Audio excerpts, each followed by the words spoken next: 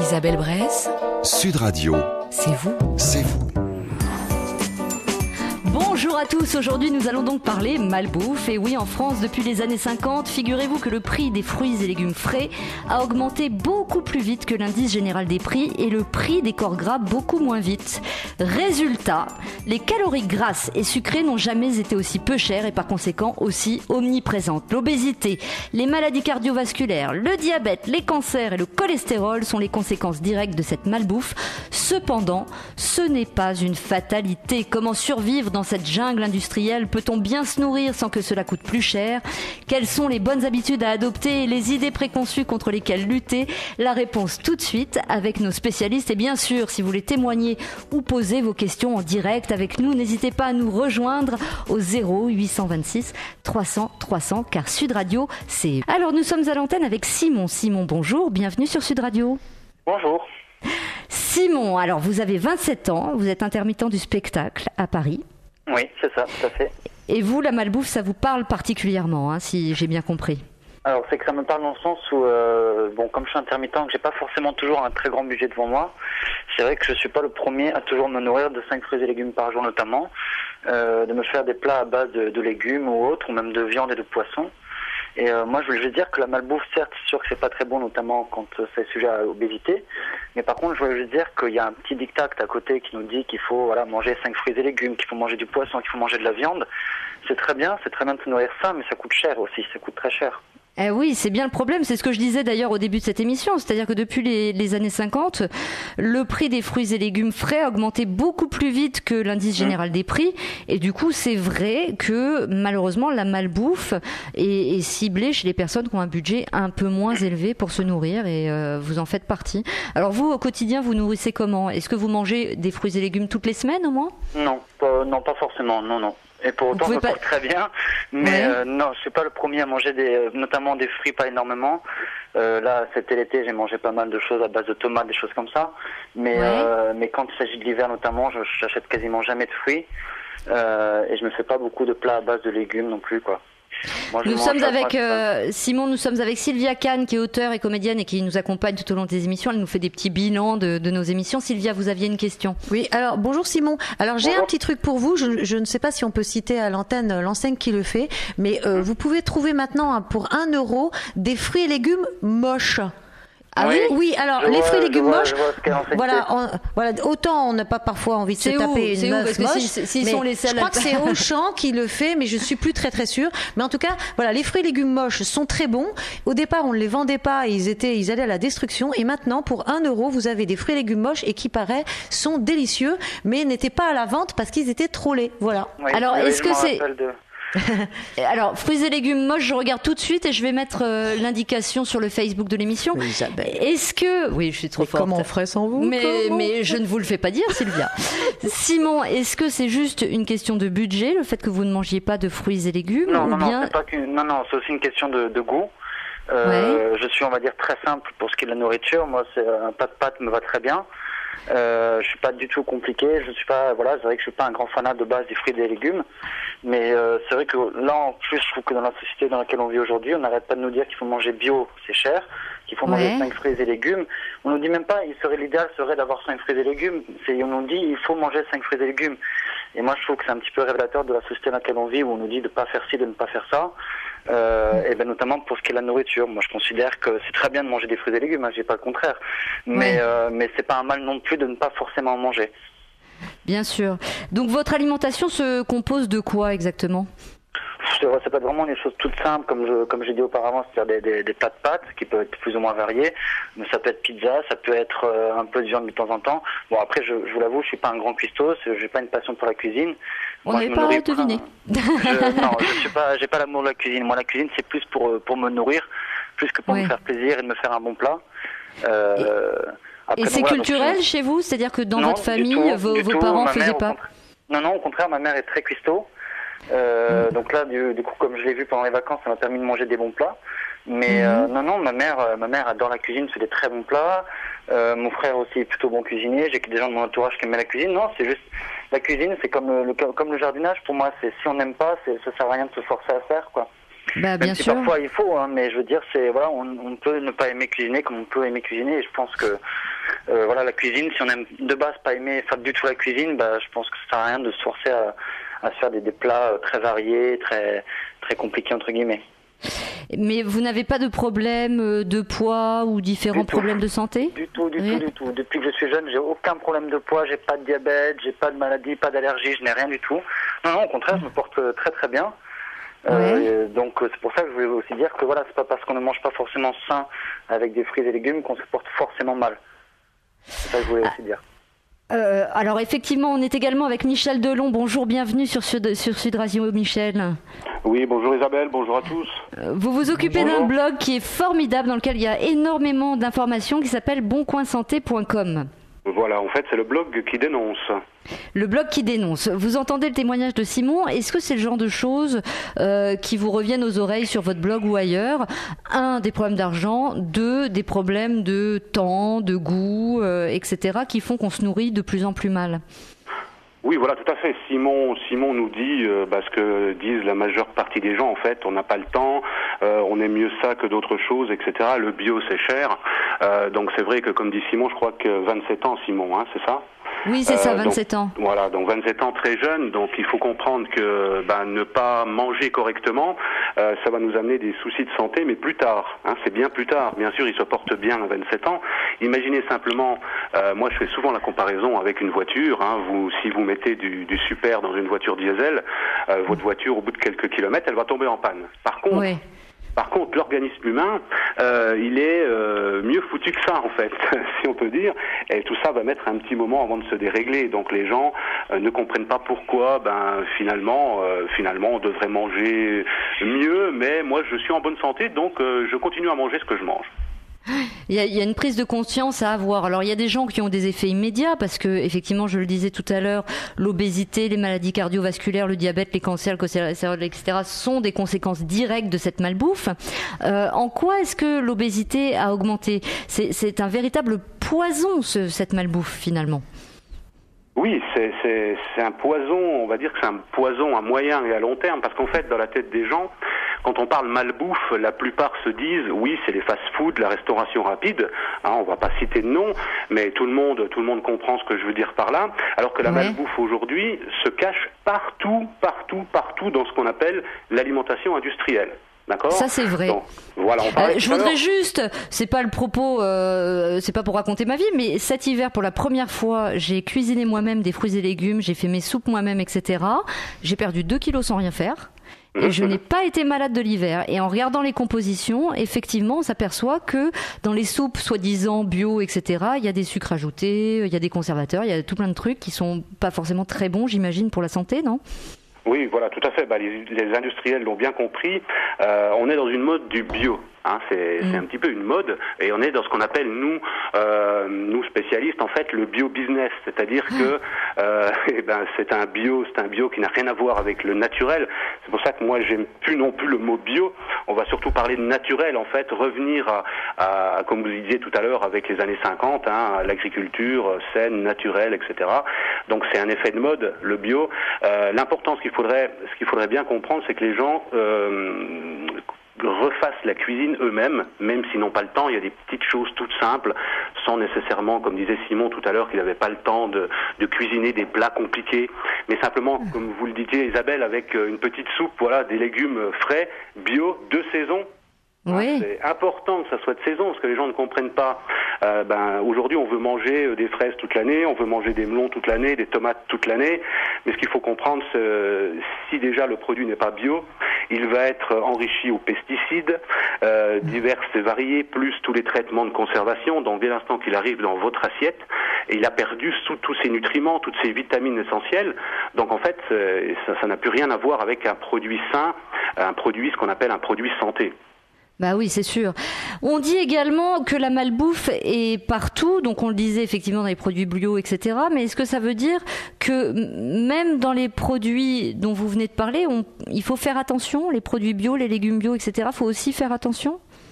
Oui, tout à fait. Si vous prenez par exemple, moi je prends toujours l'exemple, si vous prenez un poivron bio.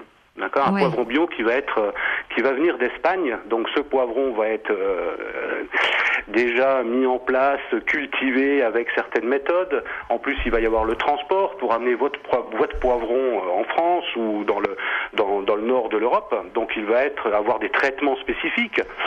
Il va y avoir des traitements spécifiques pour ce type, pour qu'il supporte le voyage et qu'il supporte aussi le nombre de jours avant d'arriver dans votre assiette. Bah oui, forcément. Oui. Voilà, alors que vous avez des petits agriculteurs locaux, par exemple, qui vont cultiver du poivron, peut-être en serre l'hiver, mais qui va être à une centaine ou 200 km de chez vous. Oui. Donc c'est pareil pour le bio, moi ce que j'appelle le bio d'Amérique du Sud. Il y a beaucoup, je ne sais pas si en France, j'ai pas l'occasion, moi je suis en Suisse, donc on voit ce qui se passe un petit peu en Suisse au niveau des produits bio. Donc aussi la multiplication des labels bio, donc le consommateur ne s'y retrouve plus. Ça c'est vrai qu'on voit une multiplication des labels. Voilà, on a du bio qui vient de l'autre bout du monde. Donc ça c'est complètement aberrant, alors que le petit agriculteur qui est à 50 km de chez vous va fournir ce même produit. Et pas nécessairement plus cher, comme disait Simon, oui, mais c'est cher. Alors moi, ce que je dis toujours, oui, vous achetez par exemple des carottes. Vous achetez des carottes classiques. Donc ce qu'il faut comprendre, c'est que en fait, dans un fruit ou dans un légume, tout ce qui est vitamines, oligo-éléments, etc., nutriments essentiels, vont se concentrer sur l'épluchure du fruit ou du légume et juste en dessous de l'épluchure. D'accord ? Ça, il faut comprendre. Donc, vous achetez une carotte qui n'est pas bio, donc elle était élevée aux pesticides, vous épluchez votre carotte. Donc, vous dites, j'enlève les pesticides, mais vous enlevez en même temps les vitamines. Si vous voulez aller plus loin, pour enlever vraiment, pas 100% des pesticides, mais il faudrait l'éplucher 3 fois, votre carotte. Mais il reste plus rien. Il reste plus rien si on l'épluche 3 fois. Puis on n'a pas envie. Voilà, alors que sur une carotte bio, votre carotte bio, vous mangez la peau. Il n'y a pas de pesticides, là, c'est sûr, garanti, 100%. Si c'est une carotte qui vient d'à côté de chez vous, vous avez vu comment fonctionne l'agriculteur, vous savez qu'il ne met pas de phytosanitaires dans ses cultures, etc. Là, il n'y a pas de souci. Et votre carotte, vous pouvez la manger avec la plure. Donc là, vous avez tous les vitamines, vous avez tous les éléments essentiels pour une bonne santé. D'accord ? Et au niveau du prix, j'ai jusqu'au bout, excusez-moi Isabelle. Oui, allez-y Michel, allez-y. Jusqu'au bout, si on compare cette carotte, vous prenez 1 kilo de carotte, vous l'épluchez 3 fois. Vous prenez un autre kilo de carotte qui est naturel, bio, sans l'éplucher, au final, combien il vous reste à consommer ? Pas grand-chose. Plus. Donc vous savez, au niveau du prix du kilo de carotte, on dit c'est 30%, mais 30% vous les retrouvez, quoi. Oui, c'est ça. Et on constate de plus en plus autour de nous que des gens cultivent leur propre potager. Est-ce que c'est une vraie tendance, ça ? Est-ce que c'est viable ? Ou est-ce que il faut trouver d'autres solutions que ça ? Parce que de toute façon, à un moment donné, on va être confronté à un problème de place. Oui, moi personnellement, je peux vous dire, j'ai un potager bio de 200 mètres carrés. Mais bon, même 200 mètres carrés en agriculture biologique, j'habite dans le Jura suisse à 1000 mètres d'altitude, donc vous ne pouvez pas nourrir même une famille de 2 personnes toute l'année. D'accord. Bon, ensuite tout le monde n'a pas le temps de se faire un petit potager, mais maintenant en France, si vous regardez un petit peu, je pense que les auditeurs vont s'affoler de suite pour y avoir recherché sur Internet, vous savez ce qui s'appelle les AMAP. Qu'est-ce que c'est les AMAP ? Alors les AMAP, c'est simplement des associations qui gardent un petit peu le maintien de l'agriculture paysanne. D'accord. Et ça, vous pouvez vous faire livrer des paniers à domicile, donc c'est avec génial, des prix raisonnables, puisque c'est direct. Producteurs, consommateurs, vous avez des centaines d'associations en France, il suffit simplement de faire une petite recherche. Donc et des tout le monde AMAP, peut se faire livrer, AMAP. Génial, des AMAP. Je les confirme. AMAP. Donc on peut se faire livrer des paniers de fruits et légumes comme ça chez soi, n'importe où. Tout à fait. C'est super, c'est une idée géniale ça. Et en plus on évite les intermédiaires, donc on paye directement au producteur. Voilà. Donc bien sûr vous aurez des fruits et légumes de saison. Ah oui, c'est génial. En fonction de la production. J'adore. Moi, j'ai mes voisins, j'habite à la campagne, j'ai mes voisins qui m'ont apporté des œufs, des fruits et des légumes ce week-end.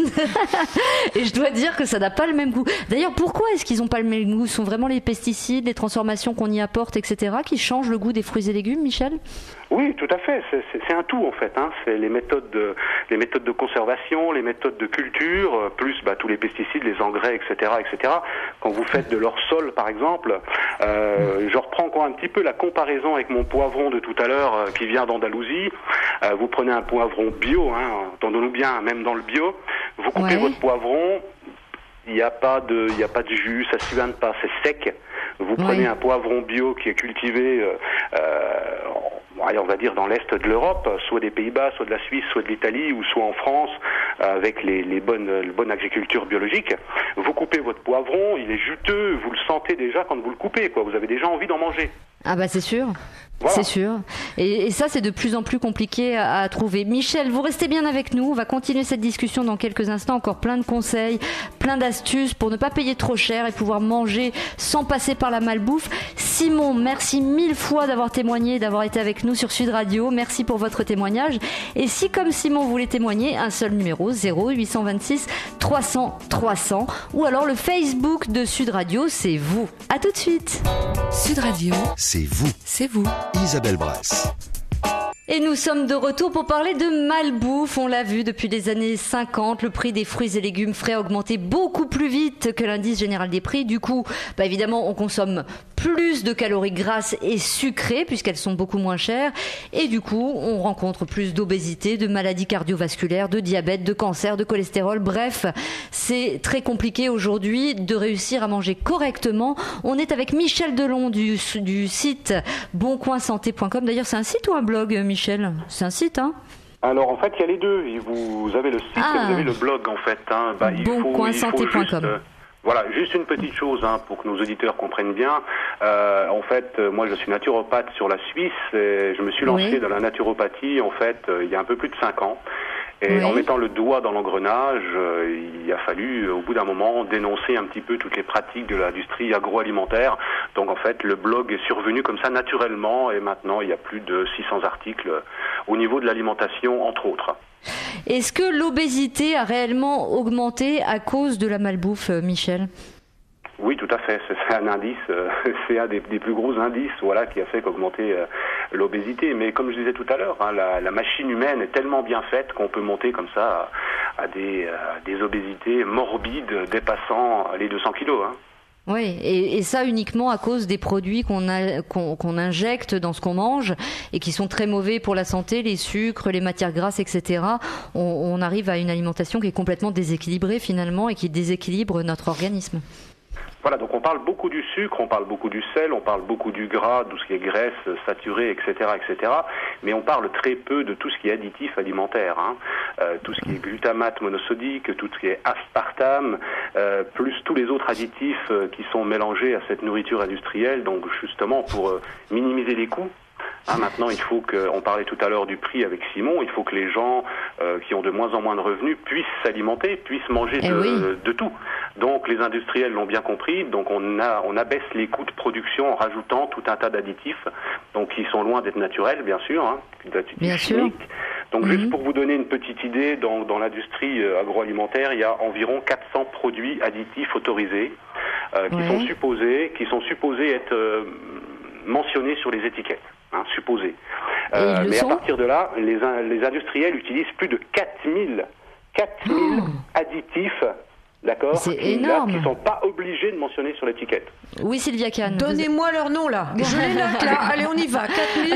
Alors le 1 c'est parce que là, on a jusqu'à 17h. Là, on a tout le temps là. Moi, je note tout là. Je fais la liste. Je mets tout sur Facebook. Je vous dirige vers le petit bouquin de Corinne Gouget qui s'appelle Additifs alimentaires danger. Feu Corinne Gouget qui est décédée il y a très peu de temps, qui a fait un bon petit bouquin qui répertorie tous les additifs dangereux. Donc ça, moi je vous le recommande.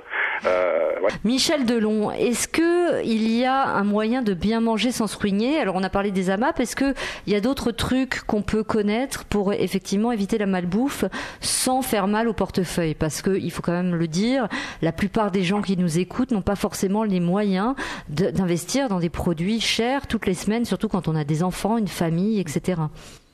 Oui, on a vu tout à l'heure avec se faire livrer des paniers de légumes, de fruits. Donc ça c'est une solution. Donc il y a une autre solution qui tend à ne pas écouter toute la publicité déjà. Tout ce que vous pouvez voir en publicité ou entendre en publicité, donc déjà c'est quelque chose qu'il ne faut pas acheter. Donc ça, il faut bien comprendre. D'accord. Ensuite, nos annonceurs vont être contents. On les salue. Sylvia Kahn nous parlait des produits moches qu'on pouvait aujourd'hui acheter dans des supermarchés. J'ai vu qu'il y avait plusieurs supermarchés qui le proposaient, qui sont moins chers. Alors ça, les produits moches, je me suis pas intéressé à la question, j'ai vu passer ça, et en fait, ce qu'il faudrait savoir, est-ce que c'est des produits bio, en fait, c'est ça. Est-ce que ce sont des produits naturels, parce que des produits moches, bien sûr, donc ils vont être déjà moins chers, mais est-ce que c'est issu de l'agriculture biologique ou pas? Donc d'accord. Existence aussi. Michel Delon, c'est quoi l'objectif de votre site et de votre blog du boncoinsanté.com? Pourquoi est-ce que vous l'avez créé? C'est pour donner des conseils, c'est pour informer, c'est pour pouvoir parler avec les gens? Oui, voilà, donc le site a été créé au départ lorsque j'ai commencé mes études de naturopathie, donc pour informer les gens sur des solutions éventuelles de guérison, pour soigner naturellement. Et en plus, lorsque j'ai découvert vraiment les rouages de toute cette industrie agroalimentaire, pharmaceutique, donc il a fallu que je crée un blog pour dénoncer un petit peu toutes ces pratiques. Et comme je vous disais, c'est vraiment les poupées russes, c'est la boîte de Pandore, une fois qu'on met le doigt dedans. Ben voilà, on n'en sort plus, on découvre. Tout à l'heure, moi j'ai appris plein de choses, effectivement, en allant sur votre blog, je dois dire que j'ai vraiment appris plein de choses que je ne savais pas et qui font un peu froid dans le dos.